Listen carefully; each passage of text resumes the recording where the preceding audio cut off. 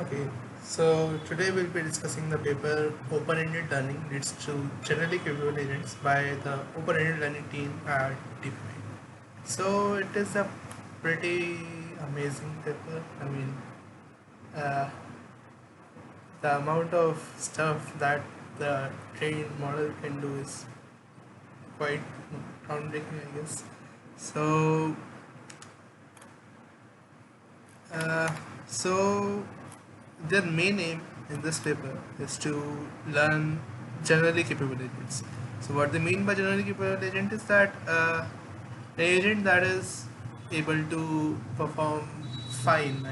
It is able to perform fine on a very massive and a very massive space of tasks and challenges and worlds. So basically, you can put it in any environment in this world, and it can perform fine. It would be an expert. It would be generally capable. It would be fine. And for this, they proposed a bunch of things in this paper. One of them is the environment itself, called Xland, which allows for procedural generation, which basically means that you can create your environment algorithmically and automatically.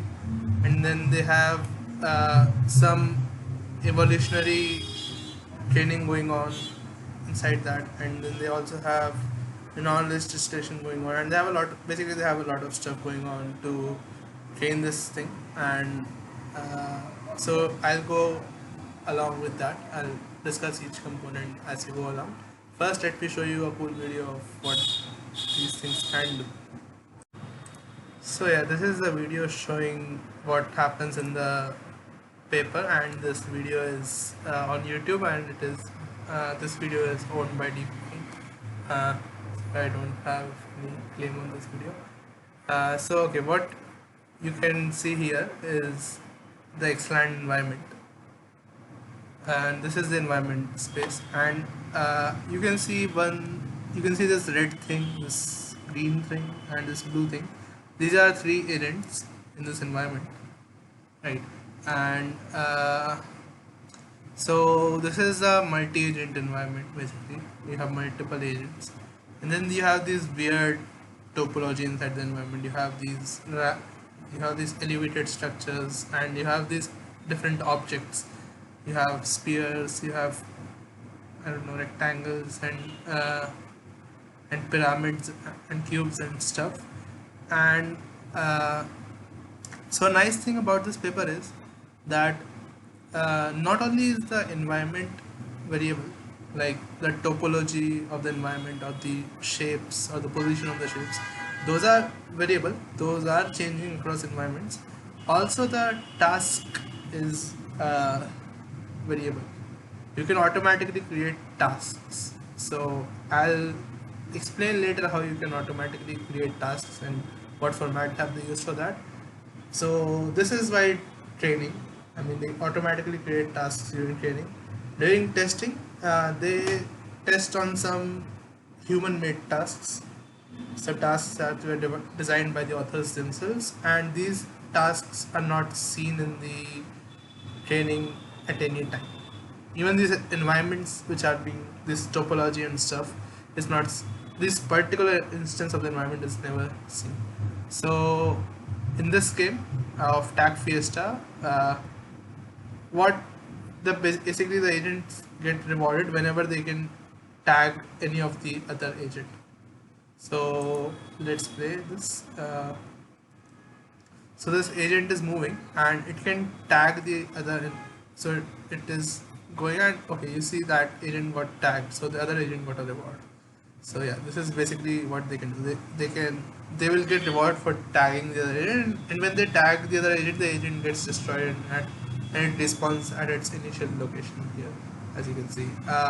This agent is it is not aware of everything. It is only getting a video stream of in first person, like it has a first person view of what it can see, and also it has some information about the physics of what force is being applied by it and stuff, right?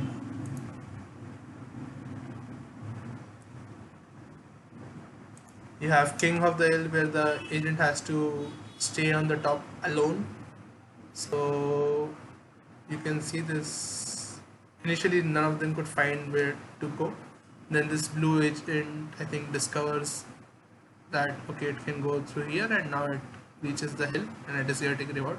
But then the red agent also comes and it sees okay, the blue agent is here and he should be alone, so he tags the blue agent and he is king of the hill for now. So basically, this is how all the tasks are structured, and this is how the environment is structured. The agents can manipulate the objects. The agents can tag other agents to destroy them. They can lift other agents as well. You can see that lifting here. Uh, it was lift. Yeah, here you can see it is lifting the other agent. There is also an ability to freeze things, so they have a freeze ray kind of thing where they can freeze the objects for some second. I'm not sure, but this is, I think here you can see this ray and it is kind of freezing the ball in its place. Yeah, they can freeze things as well. Okay, that's enough for the demo. I'll show this. I'll have a discussion on these results and I will try to analyze these results later in the video. This was just to give a sense of what happened, what is the environment and how is it structured and stuff. Okay, before moving on, I wanted to show you how the agent's view look like. So as you can see in the screen, this is what the agent sees. So it's just a first person view, so in RGB. And so yeah, the agent just gets this video feed as input. It is not aware about the entire environment at all, and this makes the problem very hard because this will, because the agent does not know about the entire state, it doesn't know where the other agents are as well. So it has to also have some memory in it so that it remembers where things are. So that itself is an insanely hard problem in computer vision of SLAM, like simultaneous localization and mapping. I'm not sure how. I mean, it is really fascinating to me that an agent can learn SLAM like capabilities through RL only. So that is something fascinating. Also, I'm not really sure if it is really doing some SLAM like thing or if it is just. I'm not sure how it is performing SLAM. Maybe it is. Maybe the SLAM like things are stored implicitly in the value function. Like this state is more important or this state is more important. From this state go to this state because that state is more rewarding. Maybe that is an implicit SLAM kind of thing going on inside the value network itself. Maybe the value network through its values has an implicit SLAM like structure in it. So maybe yeah, maybe that's how this is working. But okay, moving on. Okay, so now let's talk about what I think is one of the most important, or probably the most important part of the paper, which is this XLAND environment space, which is basically the environment in which these agents are trained. This is a procedural environment which is simulated using Unity. So what I mean by a procedural environment is that you can modify the environment as you like. So each task in this environment is made up of three things: game, world, and co-players. So a game is basically a specification of rules which specify what, like what does the agent need to do so that it gets a reward. So like for capture the cube, the rule might be that the blue agent wants a yellow cube to be on the white floor. So the blue agent wants this cube to be here, and the red agent wants the cube to be here. Okay, so this could be one task, not a task, one game. There could be a game of hide and seek. where the blue agent doesn't want to see the red agent, but the blue agent does not want the red agent to see it, and the red agent wants to see the blue agent. So there could be another task, or there could be other tasks as well. I'll go into deep on how tasks are defined later. So basically, you have this huge galaxy of games, or all the, like, the entire space of all the possible games that could be. Uh, Here they have represented that, and as you can see, it is color coded in blue and purple, or pink. Sorry. So blue here means that the game is fully competitive, whereas pink means that the game is fully cooperative. So capture the cube is fully competitive because it is kind of a zero sum game. If this guy gets the cube, then the other guy can't get the cube. So it is a competitive environment. Whereas, is there a, okay, yeah, here's a less competitive environment. This is because some of their, so the blue agent has, the first rule for the blue agent is that it wants the purple sphere to be near the purple cube, and the red agent also has the same objective. So yeah, basically their objective is the same. So if their objective is the same, then it is not competitive. They can work together in a cooperative fashion to, like, get the reward, so that both of them can get the reward. So that is an example of a cooperative game, which are denoted by pink here.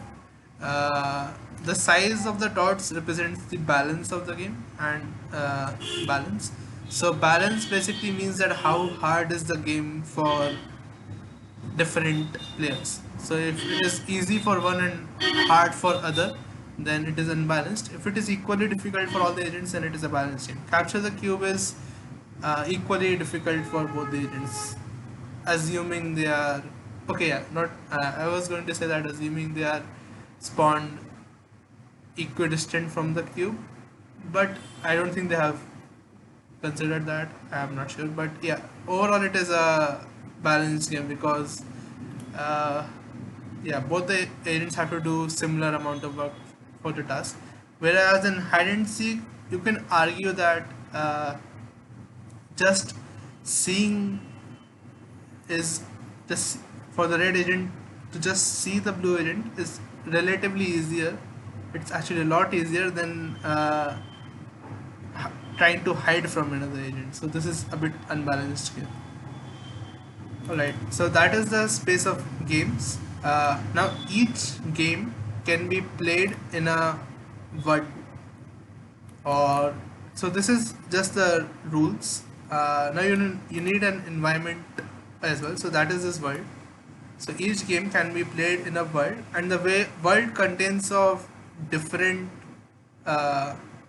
topologies. So these are different worlds. So each world has its own different topology and different positions of the objects and different ways.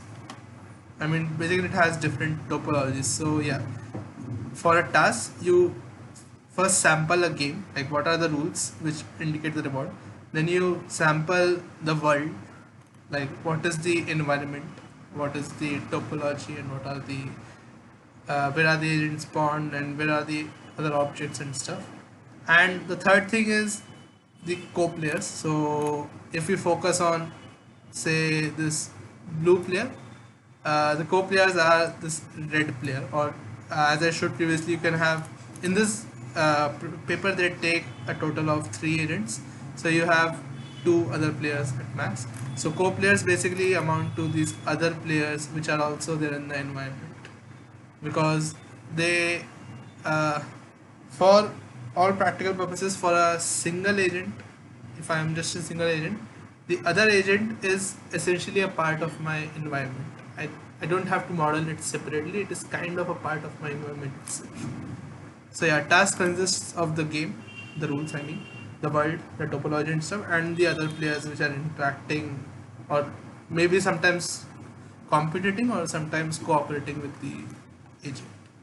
So yeah, this defines the space, and as you can probably think, this is like all these things scale up combinationally. So yeah, this leads to a very wide, a very huge amount of possible tasks. So yeah, that is this hugeness of the amount of tasks is one of the reasons why this leads to generally capable agents, because during training the agents are able to see a very huge diversity of tasks. And there's an added thing here that all this is automatically generated.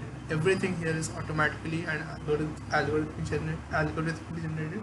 So you can tweak this generation process itself of these tasks. You can tweak the generation of the tasks to help your agent train better. And I'll go ahead after some times to explain how they tweak this task generation process to allow their agent to keep on learning and learn better. Okay, so quick note of how the topology of this environment is generated. So they use something that they call the wave function collapse algorithm, and I'm not sure what this is, but what I get from it is that it is some kind of, what they say here is that it's some kind of a constraint satisfaction algorithm. So what it does is, what I suppose it does is, say you have this and it samples a tile, then uh, it samples a grid location first, then it samples a tile here, like what tile to put here. So tiles are, I think most every tiles are some templates of how things usually are. I think there are some, yeah, so there are tile set of primitive building blocks. So whether it is a triangular shape or whether it is, I don't know, there could be different shapes, like as you can see here from the tile set. And so what this WFC does is that it samples a grid location and then it samples a tile. Now after this, it uses some tile connectivity rules.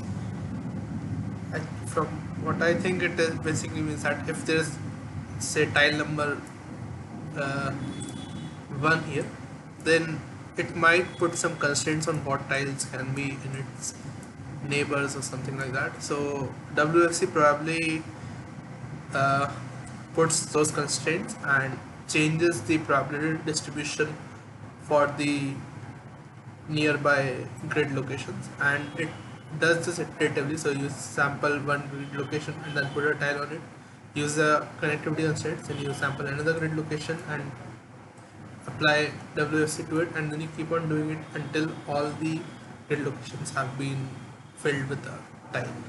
So this is how they generate the topology. They also apply random scaling to the 3 dimensions of the tiles to create non-cuboidal tile elements, and they also randomly apply the lighting. So they play with the light, so they randomly apply the lighting as well. Also, interestingly, they also apply random reflections of topology to sometimes create symmetric ones. They might uh, they might sample some part of the environment and then reflect it on another part to create symmetric ones, I guess. So yeah, that is how the topology is sampled. The objects and the position of the objects and the players is sampled by a probability map that is given by a fixed parameter compositional pattern producing network.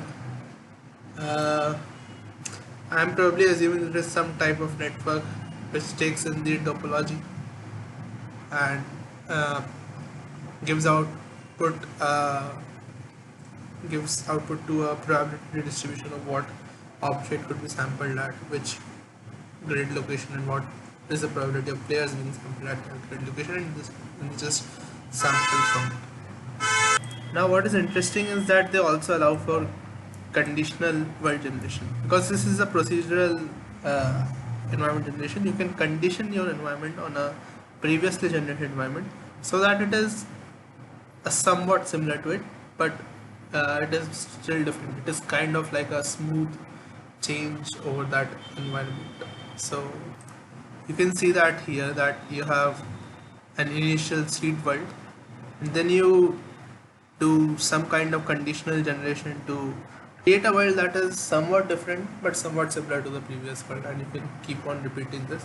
So this is pretty cool because you can have a kind of a template of what type of words you want to sample from. So this is pretty cool. Now coming to how the game is defined in this thing. So if we have n players in this multi-agent system, then each a game consists of the goal of each of the n players. So each of the n players would have its own goal, and the game would be the set of collection of goals of each individual player. And for an individual player, a goal defines a reward function for that associated player. So in this environment, goals are defined as options of predicates. So as you can see here, G equals this. So this is a union of different options. So if you satisfy any of one of these options, then this condition will be satisfied, and each option is an intersection of different predicates. So here each predicate, or a predicate is this thing phi j1, and an option is this entire intersection of predicates. A predicate is something, it is a set of atomic predicates are in the form of a physical relation applied to some of the entities present in the state. So a predicate is something like object A should be near object B. So near purple sphere opponent, which means that the purple sphere should be near to one of the opponents. So these predicates are made up of these different types of atomic physical relations between players and objects, and an option is an intersection of different predicates. So this is, and the goal is the union of those options. So a goal could be hold a purple sphere, which is one predicate, while being near a yellow sphere. So this while is the intersection, and being near a yellow sphere is another predicate, or is the union. Be a near yellow sphere while seeing an opponent who is not holding the yellow sphere. So yeah, this is one of the instantiations of this type of formulation of a goal. So here you can see the predicates, the total exhaustive list of how many predicates are there. So there are a total of 212 atomic predicates. So if you combine these in multiple intersections and unions, you can just have an estimate of how many number of goals this could potentially define, and the number is very, very large. So basically you can have a very, very large number of games using this very simple formulation. So next let's talk about some of the properties of the environment, and first let's focus on the world properties. So they define two interesting distributions for the world. So first, actually they define a graph for the world, and they call it the world topology graph. Basically every tile is a node. So every tile is a node.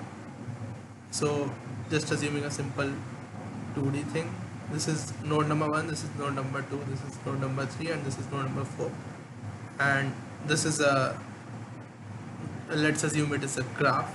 So a node is, there is an edge between two nodes if and only if it is possible to go from node 1 to node j by an agent. If it is physically possible to go from node 1 to node 2, then there would be an edge between them, and based on this they create a topology graph of the entire world. And now they define various proxy measures. So they define various proxy measures of the navigational complexity of the world by looking at the distribution of paths between every pair of vertices. So one of them is the shortest path distribution, and it is the distribution of the lengths of the shortest path between every pair of vertices. So it is the distribution that what is the shortest path of shortest path to grow from vertex number I to vertex number j. It is the distribution of that over all i's and j's.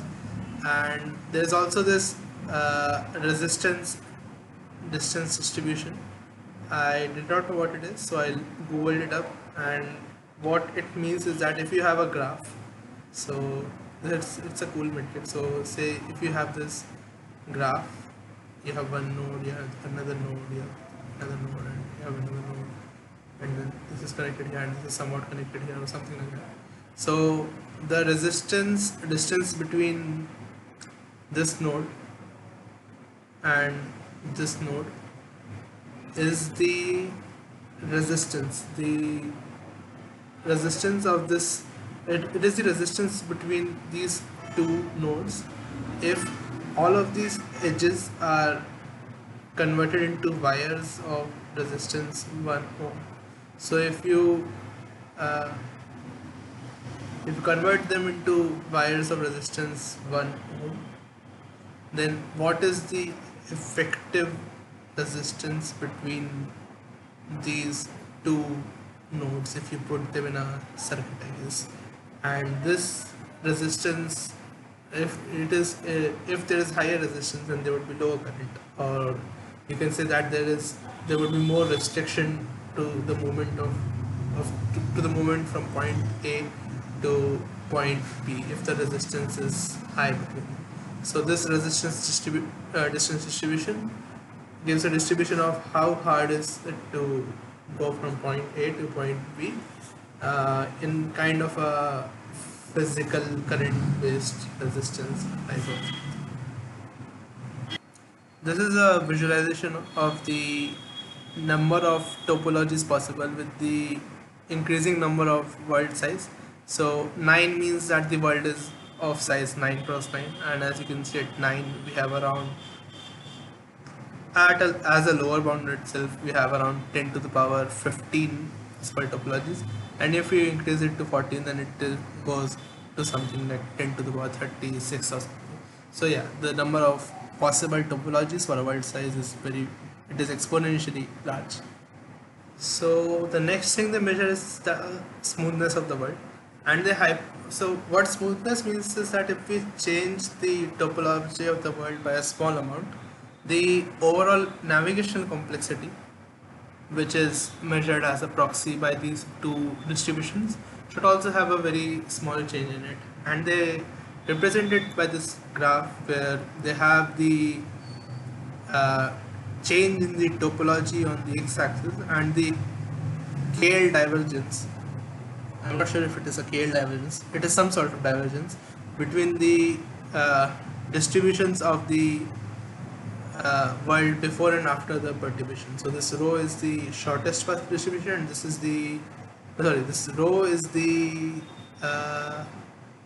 rho is the resistance distribution, and rho SP is the shortest path distribution. So this is basically a measure of how much the navigation complexity of the world has changed. And as you can see, it does not scale linearly, it scales sublinearly, and pretty much there is not that much change in the navigational complexity with the increasing change, with small changes in the topology of the world. So that means that the world is smooth. So this is one property that their world has, smoothness. Another property was vastness. and there are a lot of possible worlds. And the third property they are interested is in diversity, that there should be diversity in the worlds. To measure diversity, they analyze the distribution of the change in the distributions of the resistance when they change the and also the distance between the topologies when they mutate one tile or two tiles or three tiles or four tiles or five tiles. When they change a tile, how much can you change the distribution of the world by changing just one tile?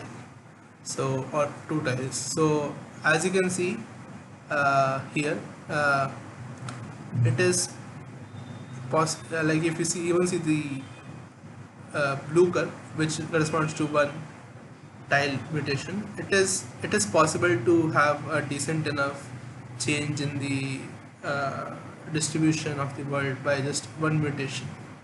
And if you look at this metric which measures the distance between the topologies, with two I think with two mutations, it is very much possible to change the topology of the world by a large amount. So this means that the worlds are pretty diverse as well.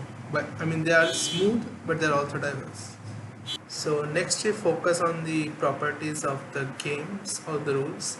So they define one thing which is known as the exploration difficulty, and it is the fraction of predicate states in which no player is being rewarded.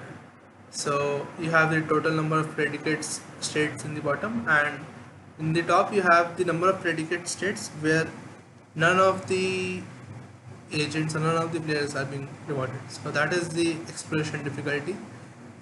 You can understand it better by complementation. So 1 minus k, where k is the exploration difficulty, describes the probability of at least one player getting a reward. So 1 minus k gives a sense that what is the probability that at least one player would be getting a reward.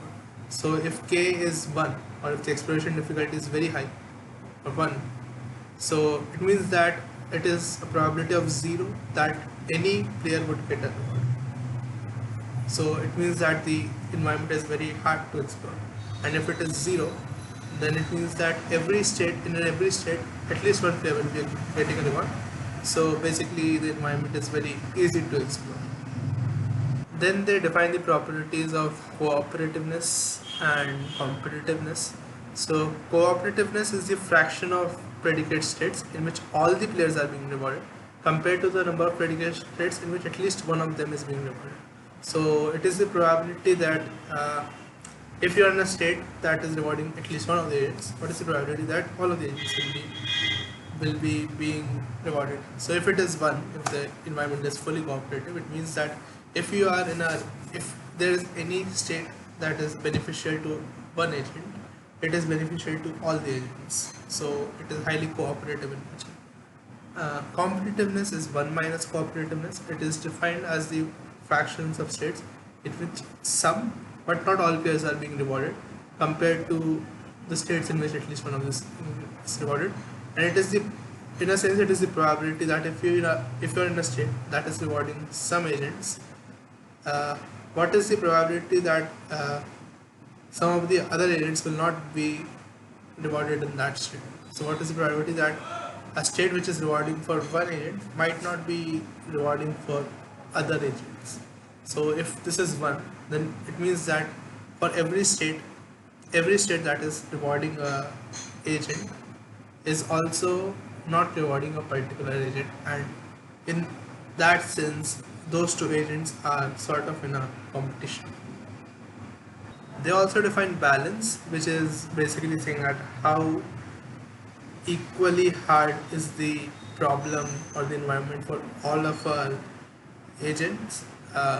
So a fully symmetric game is fully balanced right construction. Now they define balance by some operation and something, but I didn't really understand what this is. Yeah, no idea what this is, so I'll skip over it. But yeah, the basic intuition is how hard, how equally hard is it for different agents to solve the environment. It's kind of like how equal the environment is in terms of opportunity or the effort required. Okay, so now let's talk about the goals and metrics used, mainly the metrics defined. So, defining metrics for their particular problem is a very, very hard thing to do, and they describe why it is hard here. So, the problem is that they have a lot of tasks, lot of different tasks, and those tasks are of varying difficulty. So, one task might be very easy. So, if you have task one, which is very easy, and you could easily get a reward of say 10,000 here. Whereas another task is hard, and it is so hard that even getting a reward of 10 is fine. I mean, even an optimal policy might get a reward of 10, say, and here an optimal policy might easily get reward of 10,000. So, uh, this presents a problem because if you have a lot of tasks and each of them is of varying difficulty, then if you simply average the rewards across the tasks, the average will be dominated by these the rewards of these easy tasks because their task would be on a higher range or a higher range overall. It would be on a higher overall range. So yeah, and even if you okay, you say okay, the scales are different. So what we do in machine learning when the scales are different, we normalize the rewards. So you normalize all of them based on the mm, based on something. You know, based on okay, let's say you normalize the rewards based on the optimal policy. You divide this by 10,000 and you divide this by 10. Okay, x by 10 and x by 10,000. Okay, but again, this is not that good because say if you have 1 lakh tasks, you have or sorry 1 million tasks, you have 1 million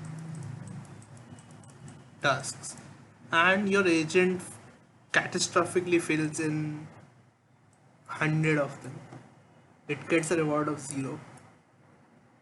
uh, but the problem is 100 is very very less compared to 1 million. So the tasks where your agent catastrophically fails might be a very very small subspace, a part of the overall tasks universe, and when you aggregate across all the tasks, this failure information might get averaged out somehow. I mean, this you won't get this information. Your result would be dominated by the other tasks which are a lot in number. So yeah, this is a problem which is here because the amount of task is very very huge, and they present a solution for that, that is normalized percentage, and let's discuss that. So they define, okay, first I'm saying that, okay, I'm saying through the entire paper that we need generally capable agents. We need generally capable agents. What is a generally capable agent? So there's no strict definition, but there are some points which it should follow. So the agent should catastrophically fail on as few tasks as possible. So like this number 100 out of a 1 million, this we should have a way of measuring what is this number, and this number should be very low, and the agent should be competent on as many tasks as possible. So it should be able to perform okay on a wide variety of tasks, and broad ability is preferred over narrow competency.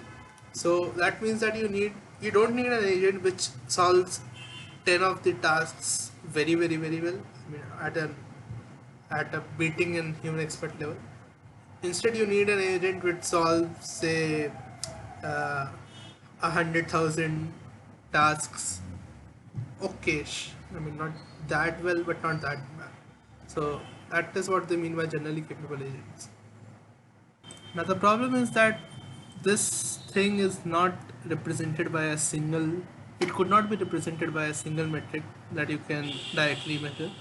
However, it can be seen by using a distribution of metrics.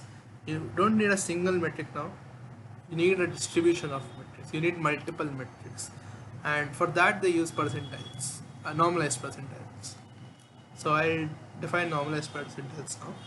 So first, the normalized part of the normalized percentiles. Normalized here means that you will so if the reward is x in an environment, then in a task, then you will divide that by something, y. So your x dash, the new return, or let's call it r dash, the new return would become the actual return divided by something. Now this something is the normalizing constant, and ideally it should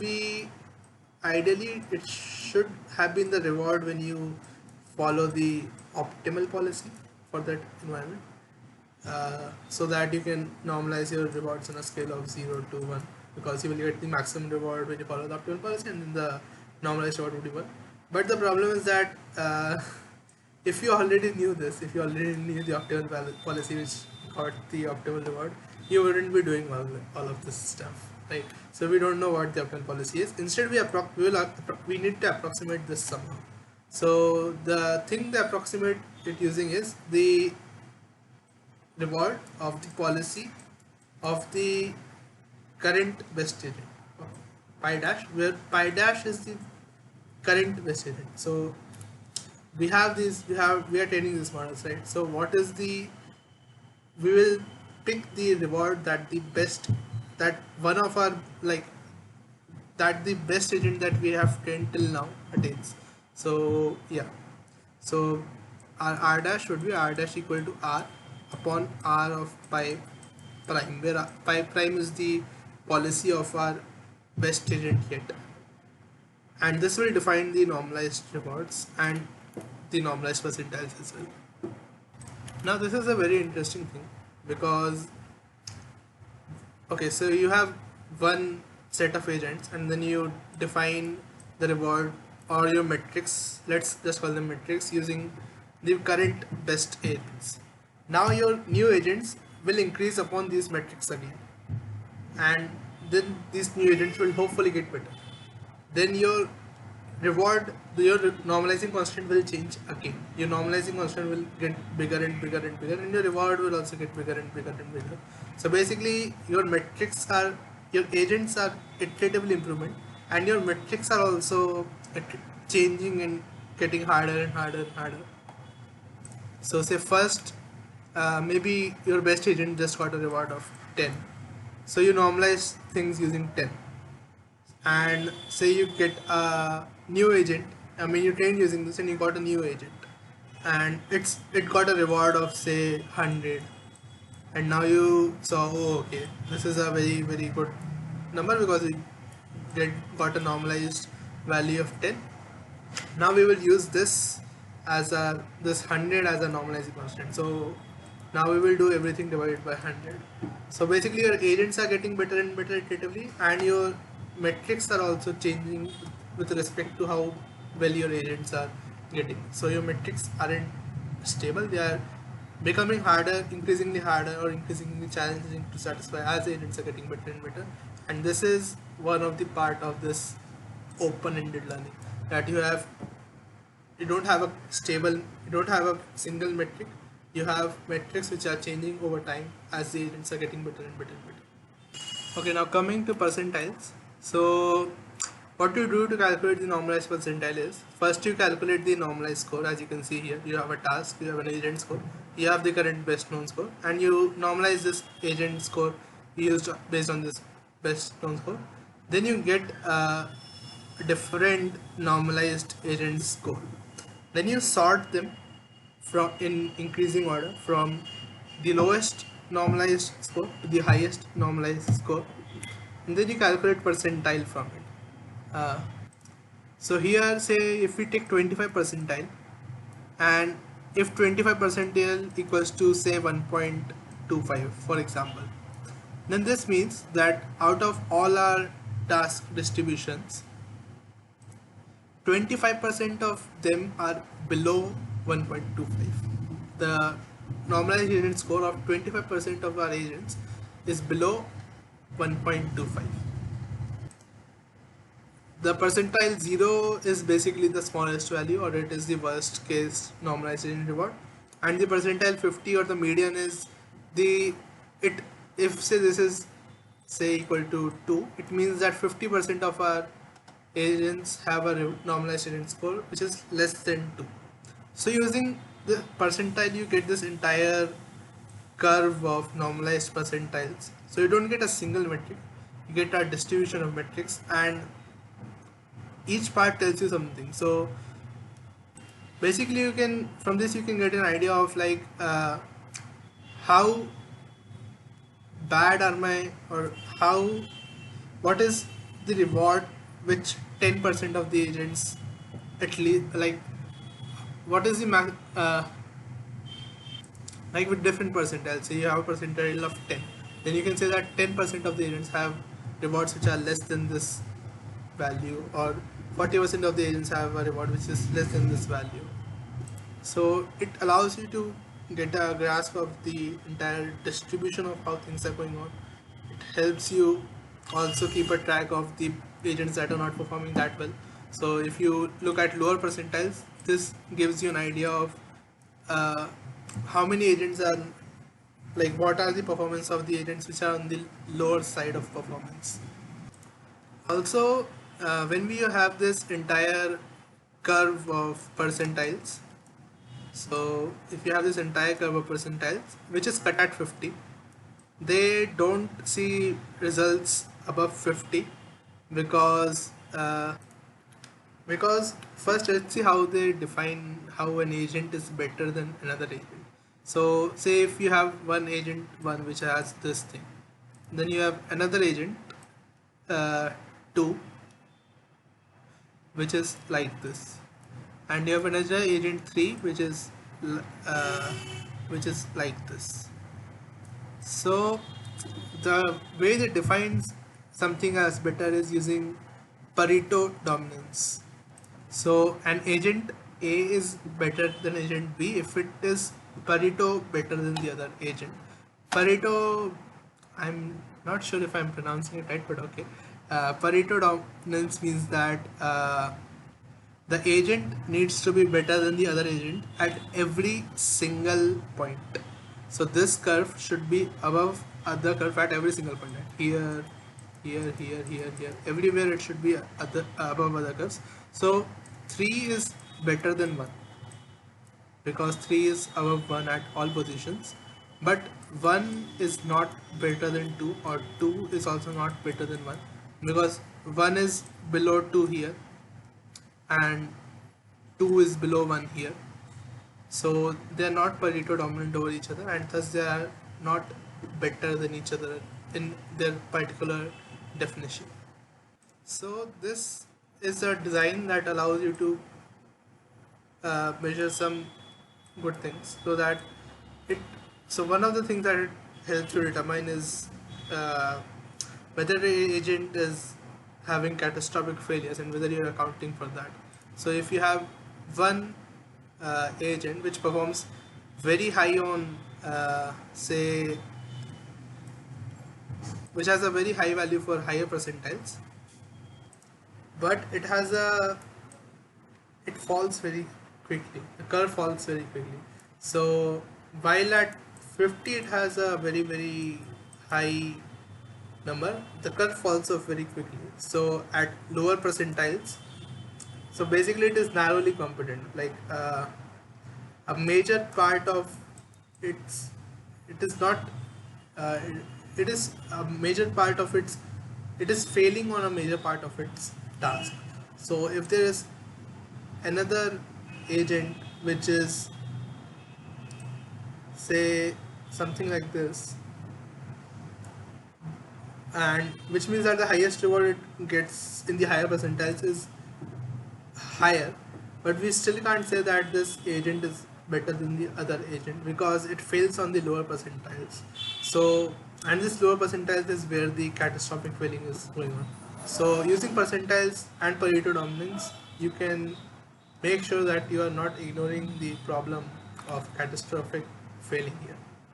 And this is the same reason why they cut it at 50, because they're saying that we don't care about how good the agent is at percentiles above 50, because okay, maybe the agent is very good, but we still care about the lower percentiles as well using Pareto dominance. We want to train an agent which is generally capable, so we want to focus on the lower percentiles.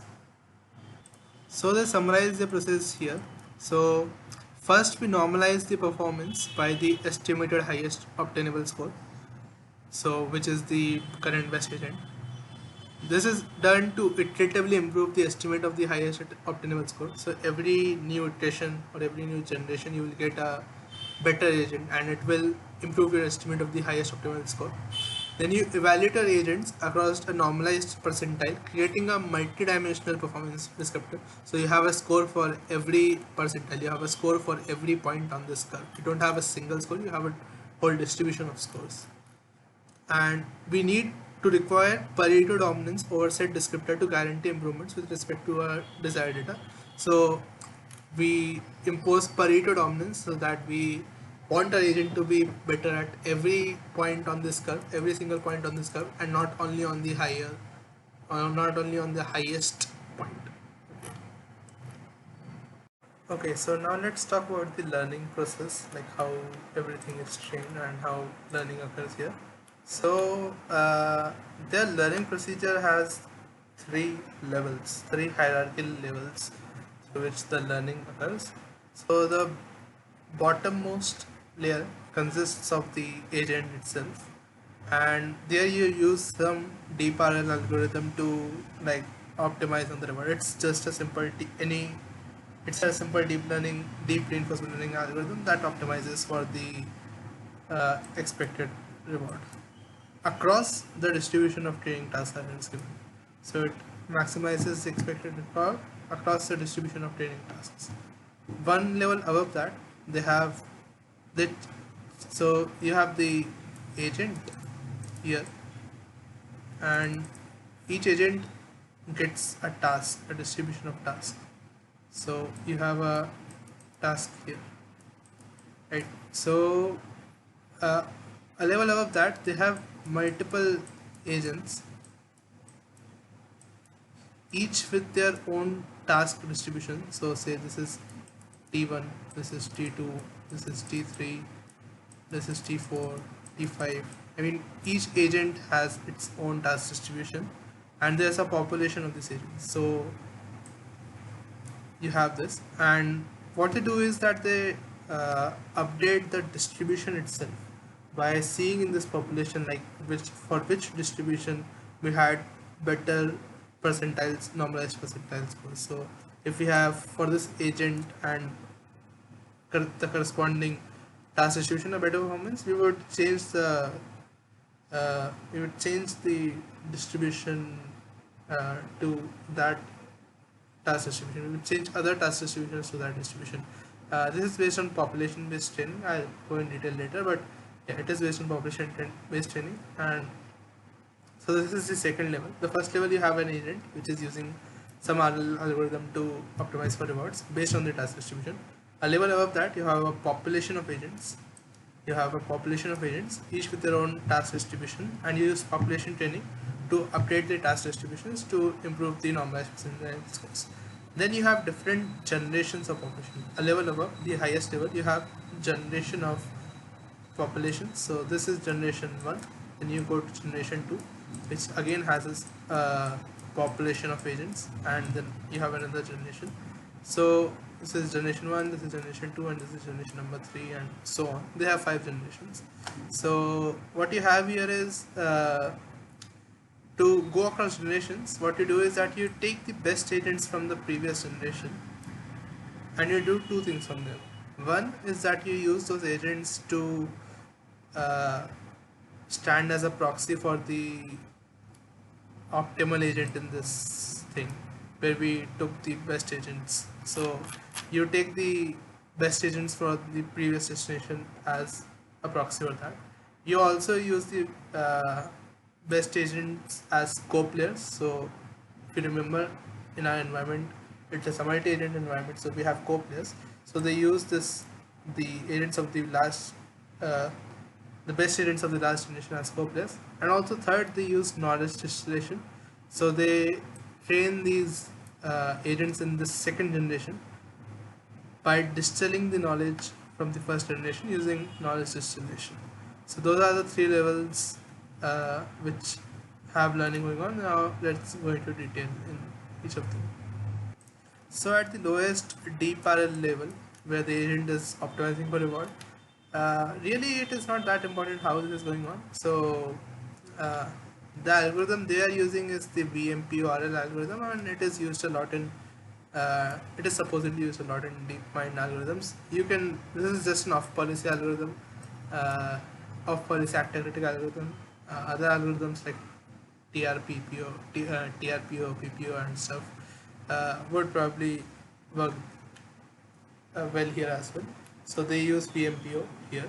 Uh, the network architecture that they have is this GOAT architecture, where GOAT stands for goal attention. So I won't go too much into the detail what it is, but basically it is an attention based network which has LSTM layer to like process the states. It has some embeddings of the predicates and the options, and all of these go into some module, and it has an actor critic, it has a policy head, and it has a value head. The value head is like the critic, and the policy head is like the actor. So this is an actor critic thing. It has an attention network, and basically what the attention network does is that given a goal, given a goal, sorry, not given a goal, given the current state, it chooses which option is the best for it. So uh, you have multiple options, right? So your goal consists of option 1 union, option 2 union, option 3. So somehow what they will do is that they will use attention to figure out, is option 1 better for me, or is option 2 better for me, or is option 3 better for me. And using attention they will using attention and the value network and stuff, they can effectively switch between options. So if in a state the agent thinks that the option number 1 is better, it will switch to attaining option number 1 as its goal. If it thinks no, so option 3 is better for me now, it will switch to option number 3. So the exact details are not really relevant, but yeah, overall this is how it goes. So next, let's go a level up and on the population based training, where the dynamic task generation thing is going on.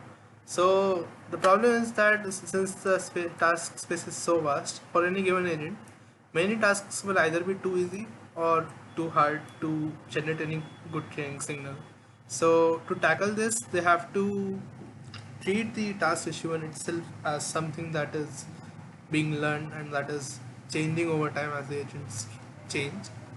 So to determine if a task is good for learning, they compare the agent's performance in the task uh, as compared to a control policy. So they estimate the task usefulness by comparing the performance of the agent to the performance of a control policy. A control policy is basically a in their case the control policy is just a uniform random policy. So they are basically what they are saying is that in my task, uh, how what is the performance of my agent compared to a random policy, and based on that they specify these three criteria, and a proposal task is accepted for training if and only if it satisfies the three criteria. So the first criteria is that the agent has a low probability of scoring high on a given task. So the probability that the reward of the agent would be greater than a threshold is less. It is less than something.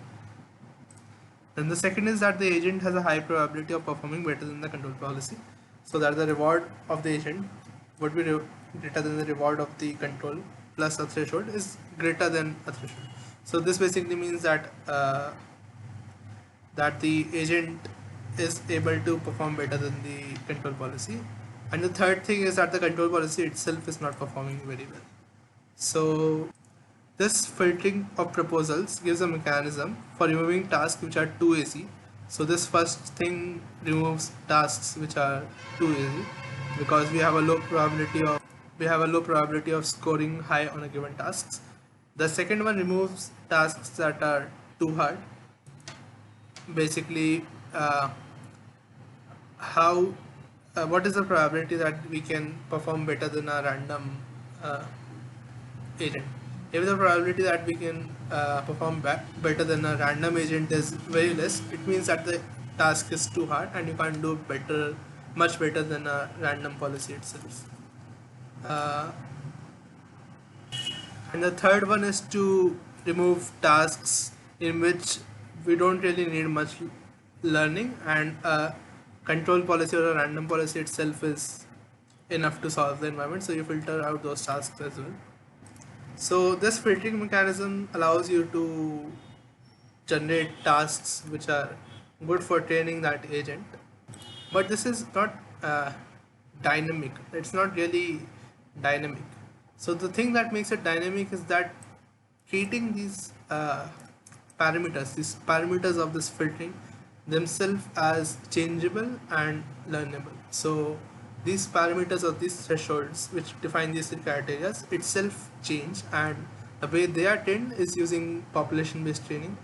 And what it basically means is that if you have a agent 1, so you have a agent 2, and it has got task distribution T1 and it has a task distribution T2, and so you have these two agents, and then what you will do is that you will train agent 1 using this task distribution, you will train agent 2 using this task distribution, then you will compute the normalized percentile scores for each of the agent 1 and 2. And let's say that the normalized normalized score of agent 1 is Pareto dominant over the normalized distribution of agent 2. This means that the agent 1 is better than the agent 2 in our definition. Then what you will do is that you will would replace the weights of agent 2 by agent 1, and the task distribution of agent 2 by T1. Basically, agent 1 would replace agent 2. However, they're not exactly replaced. There are some small changes or small perturbations that are made to T1, and these are called mutations. So effectively what you have is that you have a whole population of different agents, each following their own task distribution, and what you do is you randomly check for pairs. Okay, if you check these two pairs, and if one agent is Pareto dominant over the other agent, you replace the other agent by the first agent with some mutations. So it is kind of like evolution where the fittest one survives, and there are some I mean, as you go further down the line, there are more copies of that are originated from the fittest one, but each of them has some mutations or some changes over them. So this is population based training, and this will dynamically evolve the task distribution itself to change over time in response to the performance of the agents themselves. And finally, we have generational training. So as I explained previously, what we have is that we have generation 1 and we have generation 2. This generation has it has a population of agents, and this has a different population of agents. So what you do is that you transfer the best agents from generation 1 to be of some use for generation 2, and the way they are of use are different. So one is that they're used as co-players in the environment itself, and second is knowledge distillation. So what knowledge distillation basically means is that you have this agent in the second environment. Initially what it does is that in knowledge distillation you have a teacher network and a student network. So this agent from the first generation is the teacher network, and our new agent is a student network. So initially for some steps, what the student will try to do is that for a given input, it would try to mimic the output of the teacher. So you have a teacher, gets an input, and it has some output distribution OT. So what the student will try to do is that given the same input and an output OT dash, it will try to minimize the difference between T and T dash. Basically, it will try to mimic the teacher, and it has been seen that in for hard problems, bootstrapping a new student agent using the knowledge distribution process via the teacher helps it outperform the teacher itself. So after some time, you can see that this if this is a student and the teacher's learning might saturate after a while, but using knowledge distribution you can have the student first bootstrap its learning from the teacher and then overcome the teacher itself. So this helps in their approach, because what they observed was that the agent's learning was saturating over time. So what they did was that they instead used this saturated agent as a teacher, and then the student bootstrapped using the teacher, and it started learning more than the teacher. It went ahead in its learning more than the teacher, and they continued this process over generation and generation, and bootstrapping from the previous generation as a teacher to continue learning their agent. There are some other tricks that make their approach work. Basically, they have different goals or different settings, different goals for this task in the first two generations, and then they switch their goal in they kind of switch their metrics. What metric are they optimizing for after a few initial generations? So in the initial few generations, the focus is on exploration.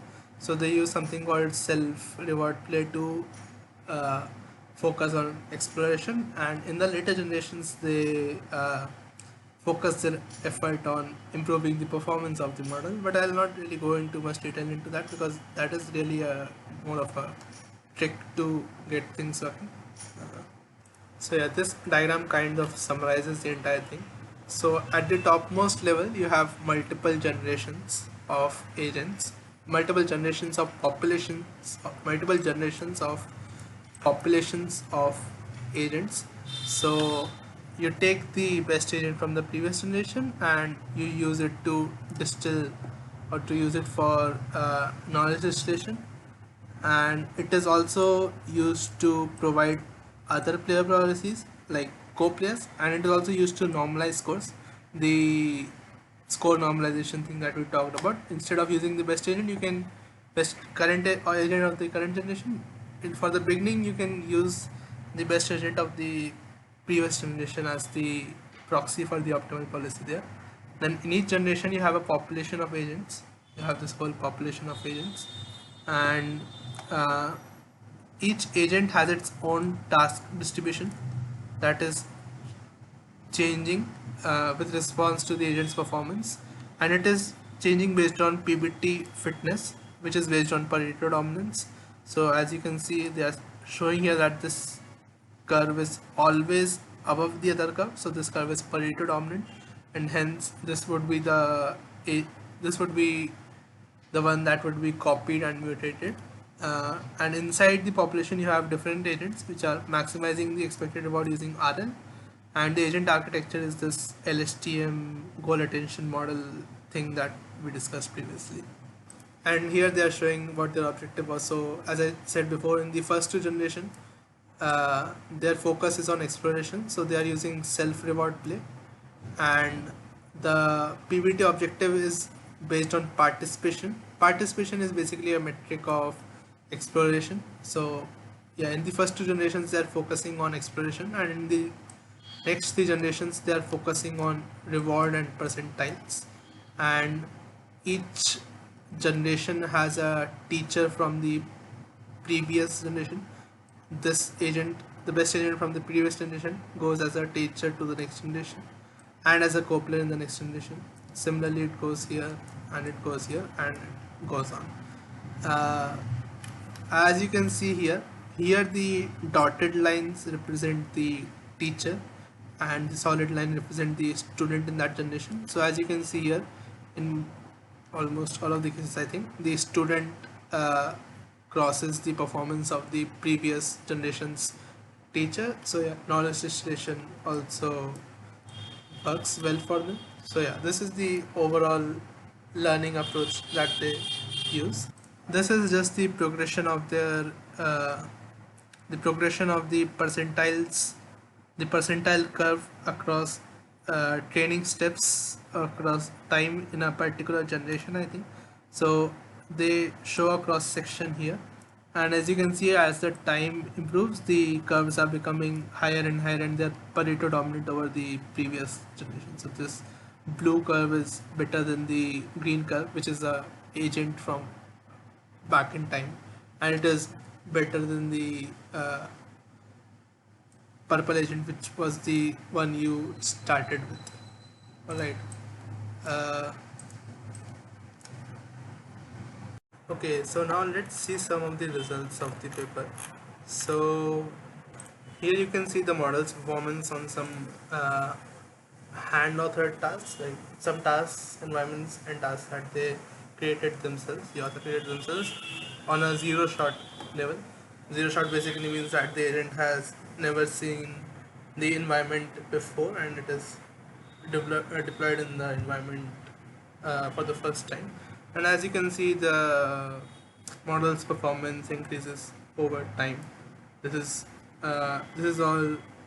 I think these are training steps. These are steps of training. So as the training steps increase, the performance of the model is also increasing. Then this is the distribution of the tasks, this change in the distribution of tasks over time, so and over generation.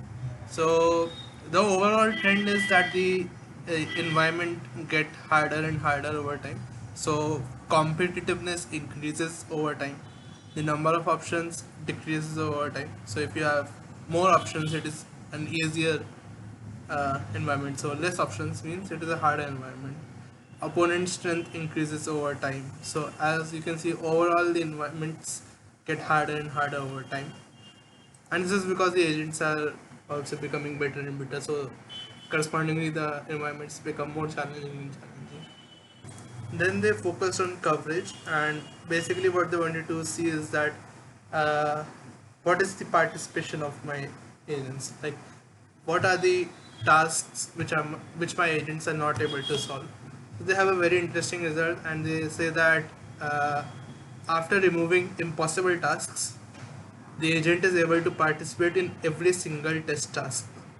So this is a pretty strong claim, and what they're saying that removing some tasks which are physically impossible, like their goals are not physically possible, their goals are in contradiction with themselves.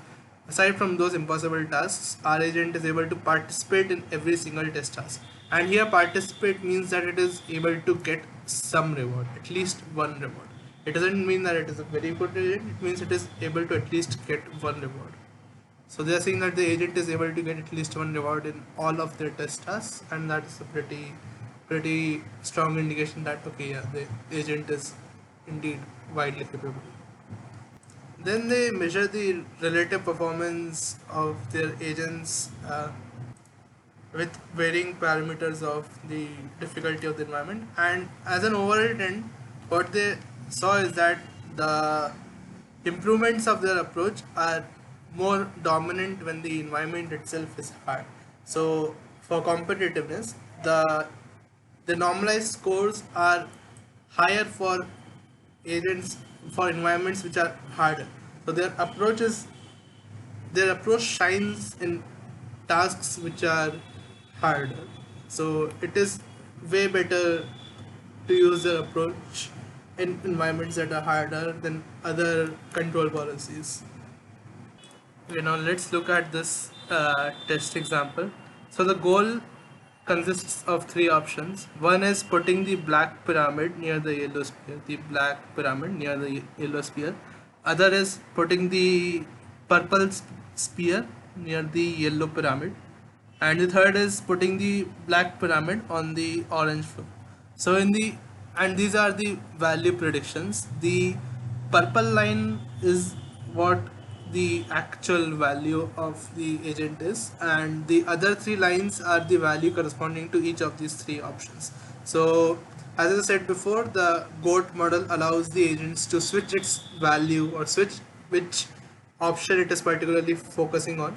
So initially what the agent sees is that it sees a black pyramid, and so and it sees this black pyramid, I guess, and it also sees this orange floor. So it says that okay, option 3 seems viable, and thus it's if you see it here, then it's this purple line is close to this green line, which corresponds to the third option. So basically the agent is following the third option. Then it grabs the pyramid and it is finding a way to the orange floor. Then it suddenly captures the glimpse of a yellow sphere, and then it thinks that okay, maybe option number 1 is better now. So as you can see here, there is a sudden bump in the value of the first option because it got a glance on the yellow sphere, and then the agent starts focusing on the first thing, and as you can see, this purple curve starts approaching the blue curve which corresponds to the first option. So the agent has switched from the third option to the first option. Then the agent brings the pyramid close to the sphere and it gets a reward, and once it has been, it sees that it's in a rewarding state, it keeps on, it remains still, and it keeps on seeing that okay, this black pyramid is near the yellow sphere, and it keeps on getting reward, and as you can see it here, yeah. So the value function stabilizes, and it is the closest to the third option. It is not exactly equal because it will have some parts of the other two options as well, because it is an attention network, so it is combined of the sum of all three, so it will have some parts also. So that is probably why there is some difference, but yeah, mostly it is focusing on option 1 now. And this is the second example. So the task here is to get near the purple pyramid, and as you can see, there is no direct way to do that. The agent is currently here, I guess. I'm not sure which is the agent. Is it the red agent or is it the blue agent? But yeah, it is symmetric, so let's assume it is the blue agent. So yeah, first the agent can see the target object, but it cannot reach it. And then what it does is it starts throwing objects around. It starts throwing randomly throwing objects around. So what this is there is that this could be interpreted in two ways. Either we can say that the agent has learned a heuristic that if it can't reach a higher place, it will try to randomly interact with objects to maybe figure out if it can form a ramp to get to the higher elevation. But it can also be seen as that if an agent is not able to achieve its goal, it will try to increase the entropy of the environment so that something happens. So this is one of the things that I find weird in the videos as well, and also in the results, that the actions of the agents seem random a lot. I mean, at a lot of times this it seems that the agent is just doing some random actions and it is hoping for something to happen. It I'm not sure. I'm not sure if their agent is actually learning things properly, or if it is just randomly exploring things and hoping that something would work, because there's a difference between those two things. But okay, you can probably say that a generally capable agent might be more inclined towards doing random stuff and figuring out what to do, because even if we are in a new environment, assuming we are generally capable agents, and if we are in a new environment, we'll randomly try things around, and if something works, we will gain a signal from that. So maybe in that aspect, for generally capable agents, maybe random probing is what you would expect, but yeah, that is something that is not exactly clear to me. So afterwards it throws objects around, and some object allows it to create a ramp sort of thing, and it also uses a freeze gadget to freeze the object in its place, so it creates a ramp, and after that it reaches its reward. It reaches the pyramid. Here in this test example, what it has to do is that it has to arrange these cubes in a particular arrangement which satisfies these three constraints. And what the agent does is that it just randomly shuffles these cubes around and around until until the arrangement satisfies these conditions. So again, its actions seem more random. It doesn't seem to have a memory like, okay, this is what I need to do, and if I move this around, this condition would be satisfied, then I would do this. It does not seem to have a sequential approach in mind. Rather, it is just randomly moving things around and hoping that one of them would work. So yeah, that is again some an emerging pattern in their approach, that it seems a bit random, to be honest. Then they show this nice little curve for the game of hide and seek. So the red curves show the seeker and the blue curves show the hider, and this is the Nash distribution. Basically, the higher the more to the right the distribution is, the better the agent is. So what they see is that over time both the red and the blue distributions improve. So both the hider and the seeker agents improve, and this is a multi-agent competitive environment. So it is interesting to see that both agents are able to, both the hider and the seeker are able to increase their performance, and it is not that one of them is dominating over the other. Another interesting thing is that this improvement is occurring in cycles. So initially the red distribution remains stable, so the seeker is of some performance, and the hider gets better and better and better. As you can see, the red distribution is stable and the blue distribution is getting better and better. Then this cycle switches, the blue distribution remains a bit stable.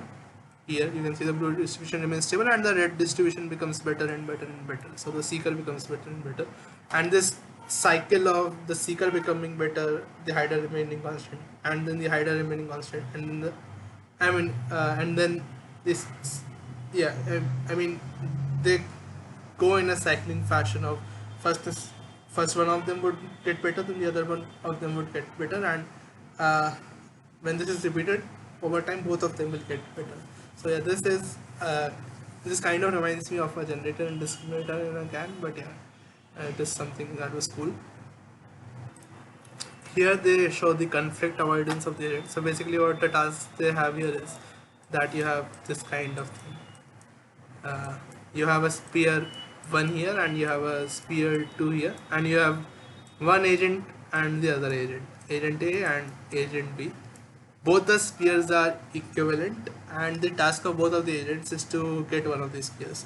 So there are two ways. Both of them could go to the same sphere, or they can go to other spheres. When they go to the same spheres, they are basically in conflict, and when they go to opposite spheres, they are not in conflict.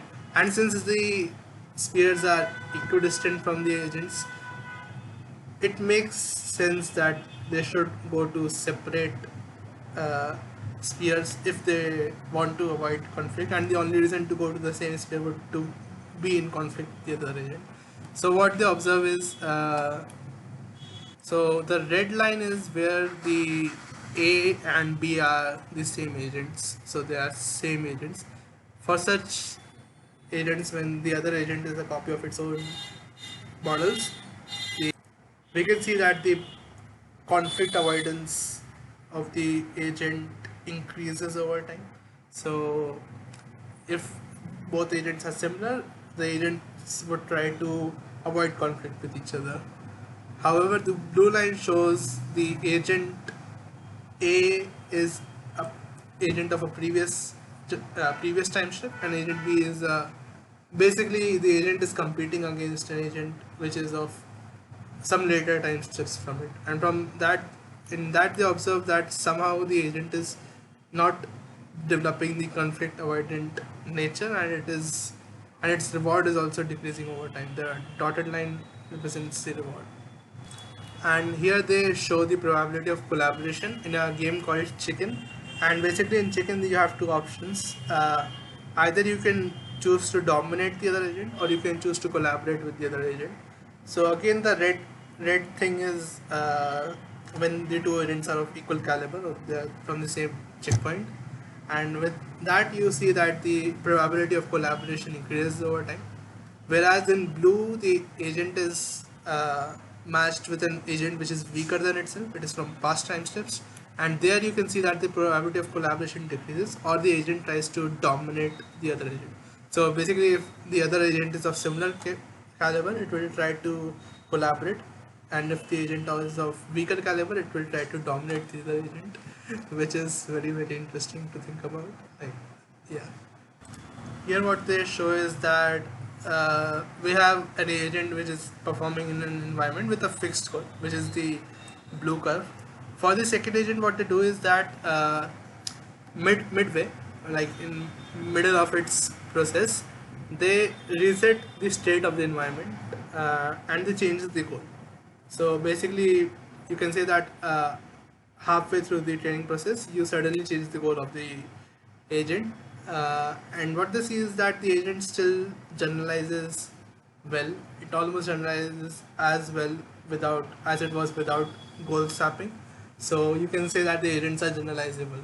That even if the goals are changed, suddenly they are able to adapt to that situation very well, or they are generally capable. So yeah, that was it for the paper. Overall, I think it is a pretty awesome paper. I mean, you can see the videos on this YouTube. You can see this YouTube videos, and it has a lot of very cool results. And the amount of different tasks that the agent can perform is very astonishing, and it is a very strong indication that okay, their method actually works, and even theoretically their method is pretty good. I mean, the thing about the percentile scores, like you need a distribution of metrics and you don't need a single metric. I think that is something that should be used more often in other approaches as well. Like instead of reporting a single metric, you should try to give a whole distribution of metrics. So that is something that was really nice.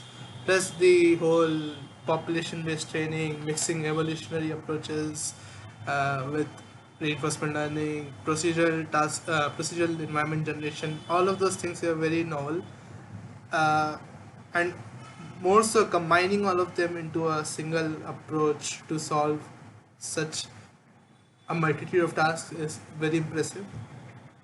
The only criticism that I could think of is that one is that the actions of the agents sometimes seem random, so it is not sure how much the agents are actually learning, how much they're performing randomly. Second is the scale of the model. The entire training process consists of three levels. You have generations, then inside each generation you have a population of agents, and inside each population you have multiple agents executing parallel algorithms, and you have this whole combinatorially expanding space of possibilities. And so obviously training such a thing is very uh, hard for a normal lab. It will require a lot of resources. In fact, there is this fun thread which estimates the amount of compute this might have required and the money that it costs, and their estimate comes out to be approximately $500,000, which is very, which is a lot. So yeah, but yeah, nobody said that it would be a small agent that would lead to AGI. Maybe what you need to push the limits of AGI are these grand experiments, these grand agents, grand experiments which take a ton of resources but create something which are very which are a level better than all of those previous methods, like say AlphaStar or AlphaGo or even GPT-3. These approaches are taking a lot of resources, but they are also pushing the threshold of what AI can actually do. So, not saying that we shouldn't try to make them more efficient and more approachable for a normal person, but just to make it approachable for a normal person, it does not mean that you need to stop these kind of grand experiments that push the limit of technology. So yeah, that was all for the paper. Thanks for watching.